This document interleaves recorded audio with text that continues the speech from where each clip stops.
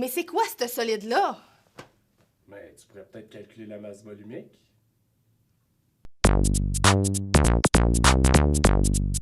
La masse volumique d'un corps correspond à la quantité de matière qu'il possède par rapport au volume qu'il occupe. C'est une propriété caractéristique de la matière puisqu'elle permet d'identifier précisément la nature d'une substance à une température et une pression données.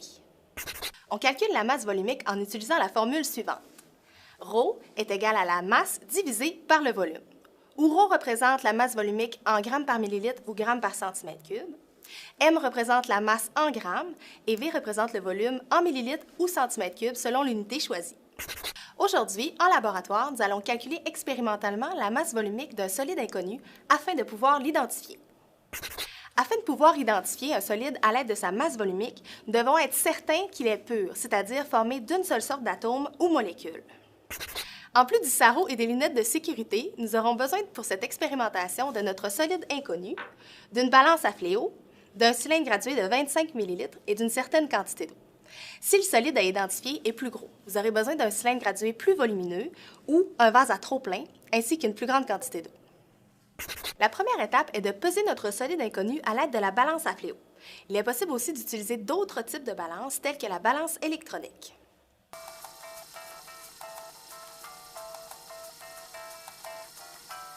On note ensuite la masse dans un tableau des résultats, soit 72,71 grammes. N'oubliez pas de toujours écrire les unités. La deuxième étape est de calculer le volume qu'occupe notre solide inconnu. Si le solide est un prisme droit ou régulier, il serait possible de calculer son volume en mesurant les côtés et en utilisant la formule mathématique appropriée. Par contre, si notre solide inconnu est de forme irrégulière, il sera difficile, voire impossible de calculer son volume. Nous utiliserons donc la méthode par déplacement d'eau dans un cylindre gradué. Donc, nous ajoutons une certaine quantité d'eau dans le cylindre gradué, soit une quantité assez grande pour immerger le solide entièrement. Disons 15 ml.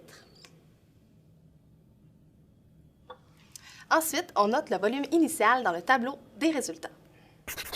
La prochaine étape est de glisser délicatement notre solide à l'intérieur du cylindre gradué. Il est important de l'incliner afin que l'objet n'aille pas frapper directement au fond, ce qui pourrait casser le verre ou faire des éclaboussures et ainsi fausser les données. Lorsque l'eau se stabilise, on note le volume final dans le tableau des résultats, soit 23,2 ml. Afin de calculer le volume de notre solide inconnu, il suffit de calculer la différence entre le volume d'eau final contenant le solide et le volume d'eau initial, soit 23,2 ml moins 15 ml est égal à 8,2 ml. Puisque nous connaissons maintenant la masse et le volume de notre solide inconnu, il est possible de calculer sa masse volumique. Sachant que Rho est égal à la masse divisée par le volume, nous aurons alors Rho est égal à 72,71 grammes divisé par 8,2 ml, ce qui nous donne une masse volumique de 8,87 grammes par millilitre. Finalement, en consultant un tableau qui répertorie la masse volumique de quelques solides, on est en mesure de trouver de quoi est fait notre solide inconnu, c'est-à-dire de cuivre. Les manipulations en laboratoire amènent une part d'incertitude, ce qui entraîne une marge d'erreur dans les résultats. C'est pourquoi nous avons arrondi la masse volumique de 8,87 grammes par millilitre à 8,9 grammes par millilitre. Si tu as d'autres questions concernant la masse volumique, n'hésite pas à consulter notre site Internet et à t'abonner à notre chaîne YouTube. Je t'invite aussi à nous suivre sur les réseaux sociaux. La deuxième étape est de calculer le volume qu'occupe notre solide inconnu. Il serait possible de mesurer les côtés et en utilisant si le solide est de forme...